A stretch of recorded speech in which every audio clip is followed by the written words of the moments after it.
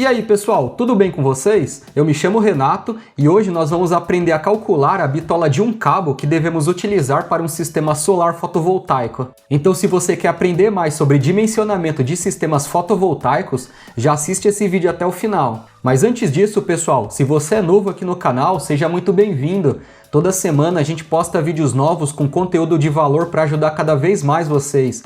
Então já se inscreve no canal e ativa também o sininho das notificações para vocês não perderem os nossos conteúdos. Já deixa o like também se você gostou da ideia desse vídeo. Esse cálculo para dimensionar a seção transversal do cabo fotovoltaico é relativamente simples e bem parecido com o dimensionamento dos cabos comuns. Mas tem alguns detalhes que devemos nos atentar quando estamos fazendo esse dimensionamento. Então pessoal, vamos para um exemplo.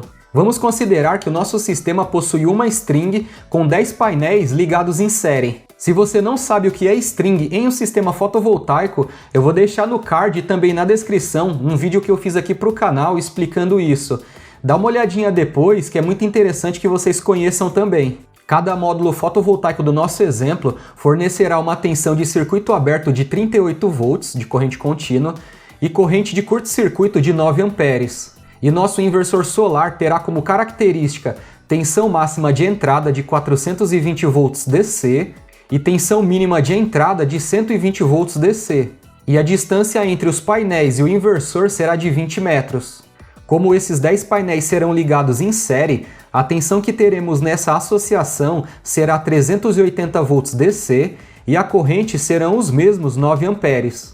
Agora que temos a corrente elétrica desse sistema, vamos consultar a NBR 5410 para verificar alguns fatores muito importantes para esse dimensionamento, que é o método de instalação, a correção da temperatura, já que esse cabo ficará sobre o telhado recebendo o calor do sol, e o fator de agrupamento desse sistema. Na tabela 33, vamos considerar que esses cabos serão instalados em eletroduto aparente de seção circular sobre a parede. Então o método de instalação será o B1.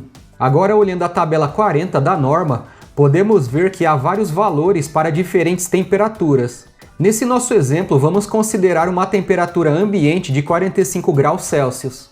E como o cabo fotovoltaico possui cobertura em XLPE, vamos usar o fator de 0,87.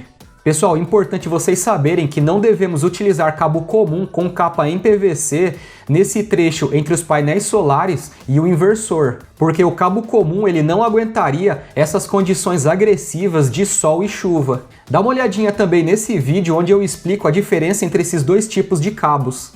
Agora vamos ver a tabela 42 da NBR 5410 para a gente verificar o fator de agrupamento desse circuito. Como teremos apenas um condutor positivo e um negativo dos painéis até o inversor, vamos considerar apenas um circuito agrupado. E como o método é o B1, então o fator será 1.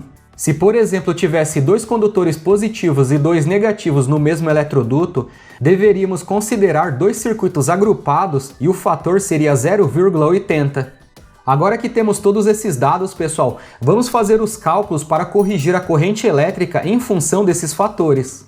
Nossa corrente corrigida será a corrente do sistema, dividida pelo fator de temperatura ambiente, que é o 0,87, multiplicado pelo fator de agrupamento, que é 1.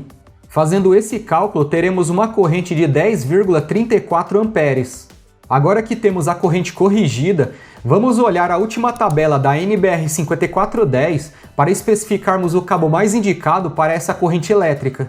Na tabela 37, podemos ver que para o método de instalação B1 que determinamos, e considerando dois condutores carregados por ser um cabo positivo e um negativo, o cabo de 0,5 mm² indica que suportaria essa corrente elétrica de 10,34 amperes. Mas como a própria norma NBR 5410 estabelece que para circuitos de força, a bitola mínima deve ser de 2,5 mm². Então, pessoal, não podemos utilizar o cabo de 0,5.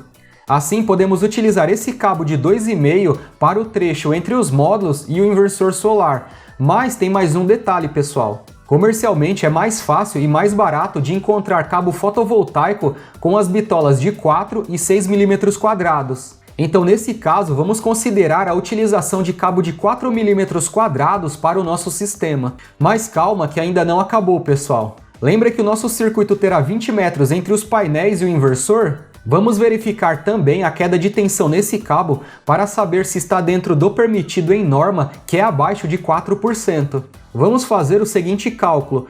Vamos multiplicar 2 vezes a corrente elétrica corrigida, que é os 10,34 amperes, multiplicado pelo comprimento desse cabo, que será 20 metros, multiplicado pela resistência do cabo de 4 milímetros quadrados, que será 0,00475 ohms por metro, dividido pela tensão mínima de entrada do inversor, já que é nessa tensão que o sistema começará a funcionar.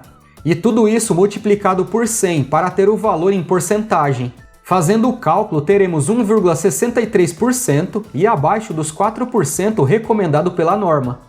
Pessoal, eu espero que vocês tenham entendido como fazer esses cálculos para o dimensionamento dos cabos fotovoltaicos. Se tiver alguma dúvida, deixa nos comentários. Deixa o like também se você gostou do que foi passado aqui. Mais uma vez, se inscreve no canal se você ainda não é inscrito. Compartilha também esse vídeo com as pessoas que você conheça. Tudo isso ajuda demais a gente a divulgar o nosso trabalho para cada vez mais pessoas. Então é isso, pessoal. Eu vou ficando por aqui e eu vejo vocês nos próximos vídeos.